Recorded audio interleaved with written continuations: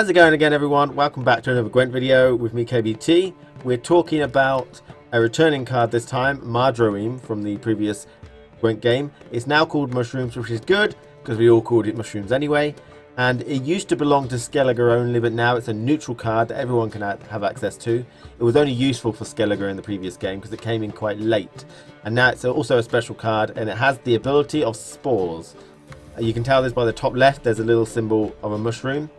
There was a card in old Gwent where a unit could give spores to only people on the ranged row, and there probably is going to be other characters in this game which can give spores to people as well. So what this mushroom used to do in The Witcher 3 was there were some people in Skellige that would turn into bears when they got angry, and the way this mushroom was used was to purposefully speed up their heart rate. It acted like kind of a drug, and it would speed up their heart rate and turn them into bears instantly. So that's what it used to do in the old Gwent game as well. You used to have young berserkers, and you used to put this mushroom on their row, and they would turn from 2 strength cards to 8 strength cards with, I think, Bond, which was a mega good. It's changed a lot now though. It's kind of toned down from there, but it's got some good and bad points to it, and we're going to discuss that. What it does is when you place a spore glyph on that row, it adds +4 to every non-hero card on that row. +4 strength. So the first thing I just want to mention before we get into the mushroom is the glyph placement. Now, each side of the rows you have your glyphs, and you can have 2 glyphs affecting 1 row at a time, but they're categorized into buffs, I think, and nerfs. So on the left side you've got your buffs, your commander's horns, your mushrooms, which add to your row, and I think you can only actually place them on your row. And on the right you've got your weather effects, which are your frost, your rain, and your fog, which will obviously nerf or possibly buff certain cards, which gets placed on both rows when someone plays it. So you can actually only place 1 spore or commander's horn on a row, so you have to choose which one you want. So at first you might think that adding 4 strength isn't as effective as maybe a commander's horn, which just clearly doubles, but it is pretty obvious that when you've got low strength cards, mushrooms are a lot more effective than commander's horns. So if you have a 0 strength card, adding 4 strength to it is good. That's just 4 strength. If your commander's horned a 0 strength card, it's going to be 0, because doubling 0 is 0. And its effectiveness is lost the higher a card's strength is. So a 1 strength card would be 5 strength with mushrooms, but only 2 strength with commander's horns. I think the effect is lost at about 4 strength.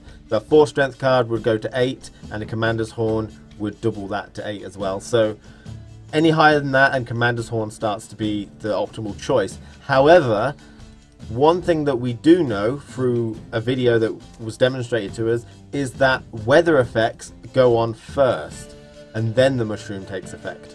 It's the same with commander's horns.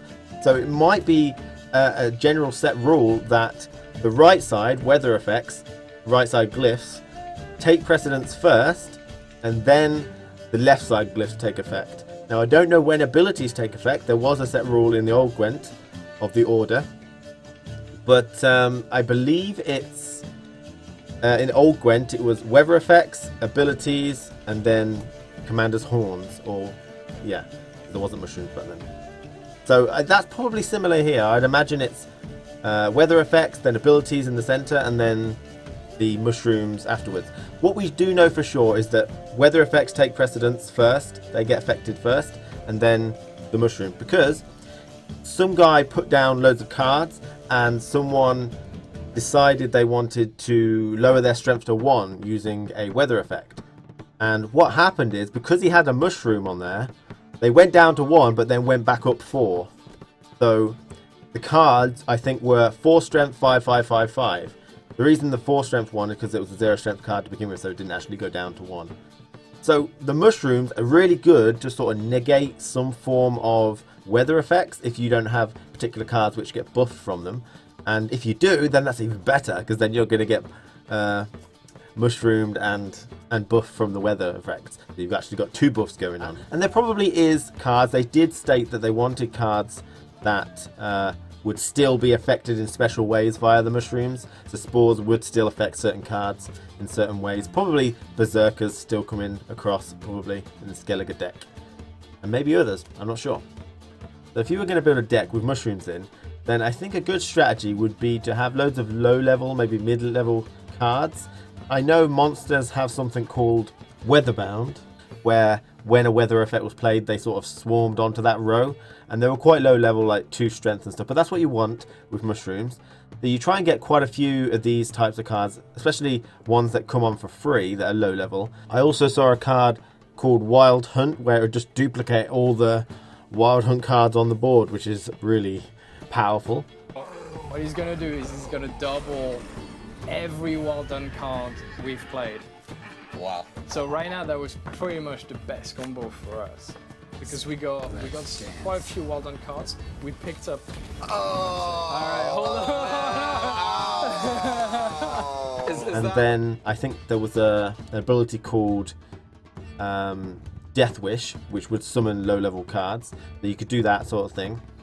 And then you obviously put as many Scorches as you can in, probably 3. And when your opponent plays a heavy, high level strength card, then you can Scorch that. And you want to put several weather effects in there, because the mushrooms that you play with your cards will bump them back up to at least 5. And weather effects won't affect them as much as your opponent. So you want to swarm the board with some weather effects, make your opponent feel really, really bad about placing those big cards, because the 24 strength card is going to go down to 1. And your 2 strength card is going to go down to 1, so and then bump back up to 5. So you're really trying to play the whole weather effects, scorching. Just kind of, I think a good term might be like attrition, where you kind of just wheedle them away. You know, oh, they placed a big card, let's scorch that one. They placed another one, I'm going to weather that one down. You know, and just kind of keep all these. And obviously you want to use some effects like morale boost in the old Gwent, where it just +1 to all that row. So that wouldn't get affected by weather cards either. And stuff like morale boosts, I've already said that, I mean bond and musters. And so all these little good abilities, which will hopefully make this deck quite useful. So the idea behind the deck, the theory, is that you just have loads of low level cards, a couple of abilities, weather effects to stop your opponent, scorches to stop your opponent, and maybe this Wild Hunt. We've got to explore what that actually does yet, but it seems to flood the board when weather effects are played, which is great for you. So I think that's it. Thanks for watching, guys, and take care.